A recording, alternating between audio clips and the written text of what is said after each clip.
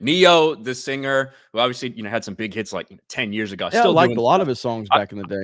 I liked a lot of Neo He had shit, to be some honest with really you. good songs back in the day. Very talented dude. He gave about the least controversial statement you could possibly give that, man, things are really different nowadays. It used to be that men were men and women were women and boys were boys and girls were girls. Now everything's weird. Everything's messed up. And it's really irresponsible for parents to be letting 5-year-olds kind of dictate what gender they want to be. That's about the least controversial thing you could possibly imagine. At least I think. That is turned very quickly in one day into this from Neyo. I'd like to express my deepest apologies. After much reflection, I'd like to express my deepest apologies to anyone that I may have hurt with my comments on parenting and gender identity. I've always been an advocate for love and inclusivity in the LGBTQIA LMNOP plus community. So I understand how my comments could have been interpreted as insensitive and offensive. Gender identity is nuanced, blah, blah, blah, blah, blah. I'm going to educate myself and approach future conversations with more empathy. This is what he said. It's a 5-minute clip. We don't need to watch a whole 5 minutes. You can get the kind of general idea from the beginning. But listen to this. I have no issue with the LBG. I have no problem with with nobody. Okay, love who you love, do what you do. Exactly. I just personally come from an era where a man was a man and a woman was a woman, and it wasn't but two genders, and that's just how I rock. Me now, too. You could identify as a goldfish if you feel right. I don't care. That ain't my business. It becomes my business when you try to make me play the game with you. I'm not going to call you a goldfish, but you want to be a goldfish, you go be a goldfish. It's all Amen. good. I mean, it's just, we live in a weird time, man. We do.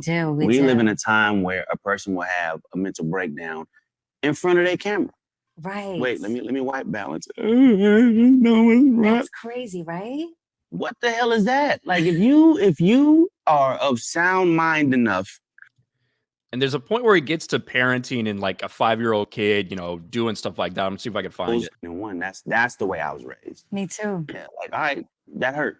It's just when I it just is don't weird know when times. the world became so sensitive. Like comedians can't tell jokes no more. No. Like, everybody's offended. Bro, isn't this fucking conversation funny because he's apologizing for it? I can't believe this, man. This is pathetic. This is pathetic. I'm not here. I'm not here to bring up the figure that I am about to bring up because I understand online right now. But god damn, if you can't just hear what he's saying right here, Neyo. This is what I saw. Neyo was speaking the truth on the podcast. It went viral. Neyo got the call. Then he proceeds to recant the truth and apologize for speaking for it. All of you don't realize the call is very real. Look what happens to people like me when we don't bend.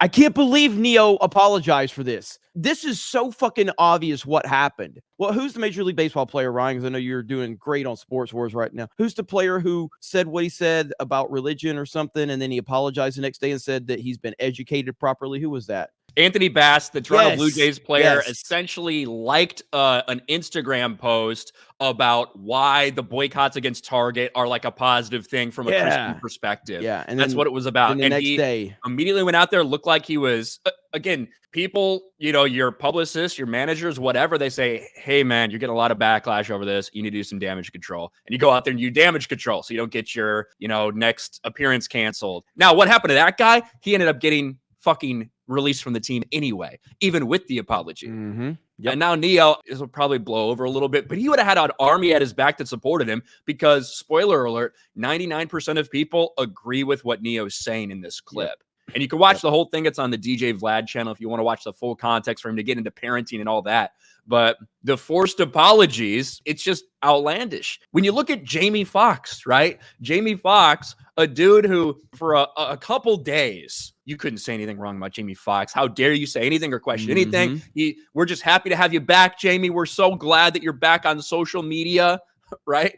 Well, then all of a sudden, Jamie Foxx apologizes for Instagram posts saying they killed this dude named Jesus following accusations of anti-Semitism. All it took was one post that some people misinterpreted, and Jamie Foxx, they're trying to cancel him. And they're trying to cancel Jennifer Aniston because it looked like she might have liked his post, blah, blah, blah. It's just wild that this is the world that we live in, and some people continue to bend the knee and apologize. And Jamie Foxx is objectively one of the most talented people on the planet in terms of entertainment. I mean, he's got it all. He's an actor, he's a comedian, he's a musician. The dude is a fucking rock star, and he even bends the knee. Like, it's so crazy how quickly people will bend the knee to this stuff.